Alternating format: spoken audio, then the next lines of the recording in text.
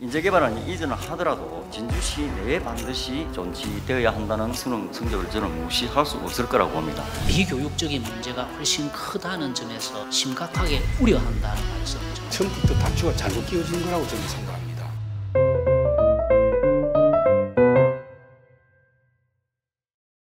경남의 뿌리 진주 출신 이우계현 의원입니다.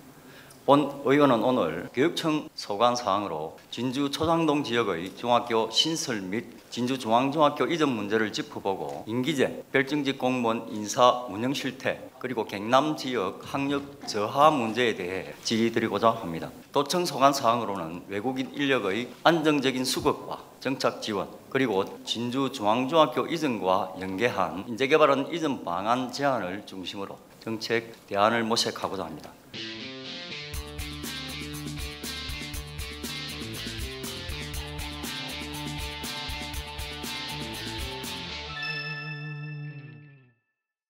현재 초전동 내의 중학교는 남자 중학교로 운영되는 진주 동맹중학교 한 곳만 존재하고 이 학생들은 4 내지 6km가 떨어진 사면여중이나 진명여중에 통학하고 있는 실정입니다. 현실적으로 학교 총량제 등에 따라 신설이 어렵다면 현재 하대동에 위치한 진주중앙중학교를 초전동 중학교 부지로 이전하는 방안이 매우 타당하다고 생각이 되는데 이에 대한 교육청의 의견은 어떻습니까? 초전동 신도시 개발로 유입 학생이 증가할 경우 통학에 따른 다소 불편은 있으나 분산 배치는 가능합니다. 그러나 의원님께서 말씀 주신 대로 학령 인구 밀집 지역인 초전동 학생들의 원거리 통학 해소를 위해 구도심 지역의 진주중앙중학교를 초전동으로 이전하는 방안이 타당하다고 생각합니다. 여기에 대해서 지난 3월 12일 강민국 국회의원이 박안수도 지사와의 면담에서 진주중앙중학교를 초전동 부지로 이전하고 하대동 부지를 경상남도가 매입하여 인재개발원으로 활용하는 방안을 제안한 바 있습니다. 교육청 입장은 이전 배치에 찬성을 하지만 결국 중학교 이전 배치에 따른 재원 문제가 핵심적 걸림돌로 작용하고 있는 것으로 보입니다. 네, 교육청 자체 재원만으로 550억 원 가량의 신설비를 충당해야 할 재정적 어려움이 있습니다. 그러므로 지자체와 혁신도시 내 공공기관 등을 대상으로 부지 매각 또는 대안에 대해 다각도로 검토하겠습니다.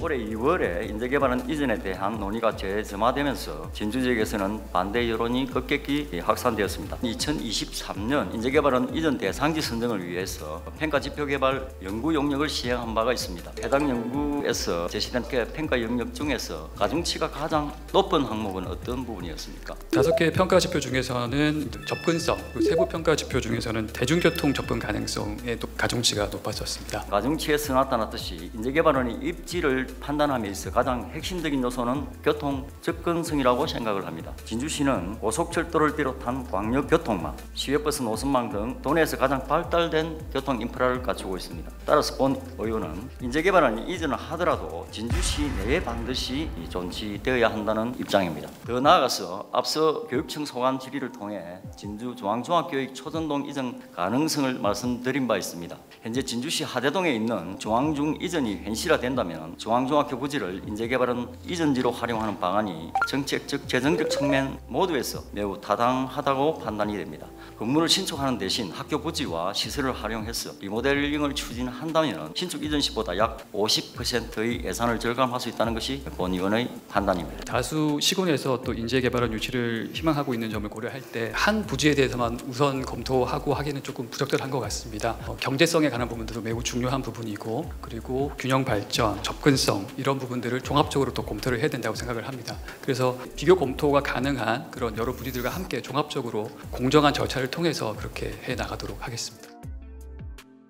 지사님께서는 인재개발원의 이전 필요성에 대해 어떻게 생각을 하시는지? 우리 의원님 잘 아시다시피 인재개발원이 서부도청사에 간 그 자체가 처음부터 단추가 잘못 끼워진 거라고 저는 생각합니다. 교육생 불편이라든지 교육 효과라든지 서부청사의 여러 가지 시설이나 교육기관으로서의 입지로서 좀 부적합하다 이런 이야기들이 좀 많이 있었습니다. 어쨌든 제가 볼 때는 이게 인재개발원으로서의 가장 적합한 입지 또 개발원을 이용하는 공직자들이나 이런 부분의 적합성 이런 것도 검토돼야 되고 또 우리 경남 전체 균형 발전 이런 걸 좀 고려해가지고 종합적으로 검토가 돼야 되지 않겠나 하는 생각을 하고 있는데 정부의 공공기관 이전 문제가 다시 시작이 되면 모르겠습니다만 인재개발 이전에 대해서는 논의를 지금 중단하고 있다는 말씀을 드립니다.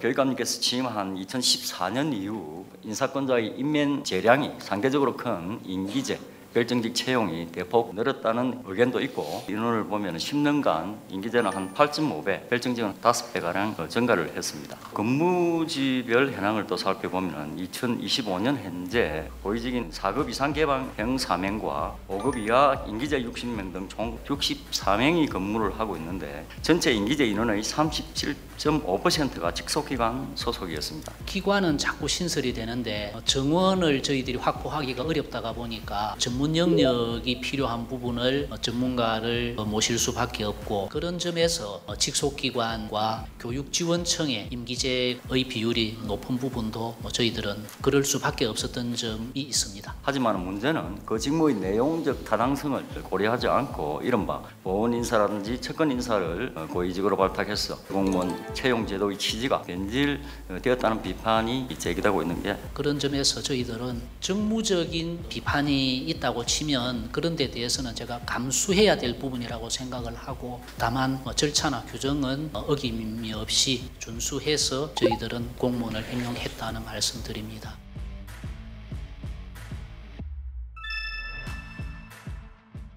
다음으로 학력 저하와 관련해서 질의를 하도록 하겠습니다. 이 주제에 대해서는 본위원이 이미 2021년과 2024년 두 번에 걸쳐서 도정질문을 통해서 다룬 바가 있습니다. 학력 정진과 관련한 서울시 사례를 들여다보겠습니다. 서울시 의회가 의결한 조례에 따라 기초학력 진단검사 결과가 공개되는데 이에 대한 교육감의 의견은 무엇이며 또한 이 조례가 만약 경남에서 발의된다면 교육청은 어떻게 이 문제를 해결할 것인지에 대해서 저도 솔직히 저 개인의 생각을 말하라고 하면 이건 공개했을 때의 효과보다 공개가 됐을 때의 비교육적인 문제가 훨씬 크다는 점에서 심각하게 우려한다는 말씀 정도 드립니다. 만약에 의회에서 조례로 하신다면 제가 심각하게 고민하겠지만 이 문제는 대단히 비교육적인 요소가 담긴다는 말씀은 꼭 제가 드리고 싶습니다. 알겠습니다. 본 의원이 3년 전 도정질문에서 지난 10년간의 자료를 분석해서 지적할 때도 같은 내용이었습니다만 3년이 지난 지금도 여전히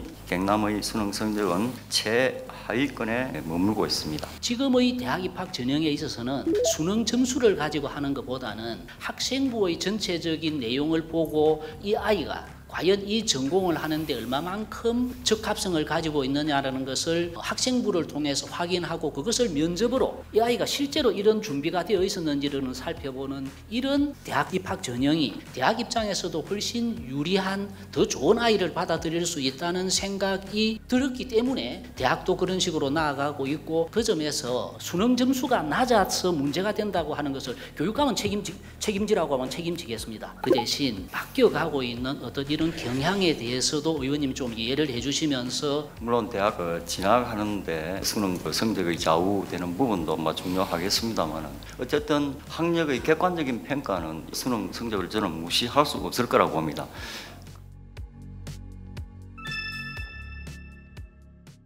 경남은 강력행 비자에 선정된 14개 시도 가운데 가장 많은 수가 선정된 것으로 알고 있습니다. 국장님, 이 같은 외국 인력 도입 제도가 실효성을 갖추기 위해서는 무엇보다도 현장 수요 기반의 맞춤형 공급 시스템이 중요하다고 생각을 합니다. 단순히 비자만 확보하는 것이 아니라 도내 중소기업들이 필요로 하는 기술과 역량을 갖춘 외국인 인력을 발굴하고 취업 매칭을 연계할 계획은 있습니까? 산업체 수에 맞는 주요 국가를 선정해서 우리 도가 직접 해외 국가와 MOU를 체결을 하고 또 해외 국가의 인정 교육 훈련 기관 중심으로 기업 수에 적합한 외국 인력을 모집할 계획입니다. 외국인 인력 정책의 기능과 역할을 감안할 때 전담 조직의 확대 운영 필요성에 대해 어떻게 판단하고 계시는지? 우리 도 조직이 다른 도보다 부족하지 않습니다. 그때 산업 인력과를 만든 게 결국은 외국인 인력을 확보하기 위한 걸 주안점으로 만든 것이고 저는 필요하다면 우리 경남도에서도 중앙정부만 할 게 아니고 우리 도가 가장 많이 도입하고 있는 외국인 산업 인력이 있는 나라에 직접적으로 교육기관을 설치하는 것도 직업훈련기관을 설치하는 것도 필요하다고 생각하기 때문에 적극적으로 추진해 나갈 생각이고 그런 과정에서 도의 조직이 부족하다. 그러면 도의 조직을 확대하고 큰 돌타워 역할을 할 수 있는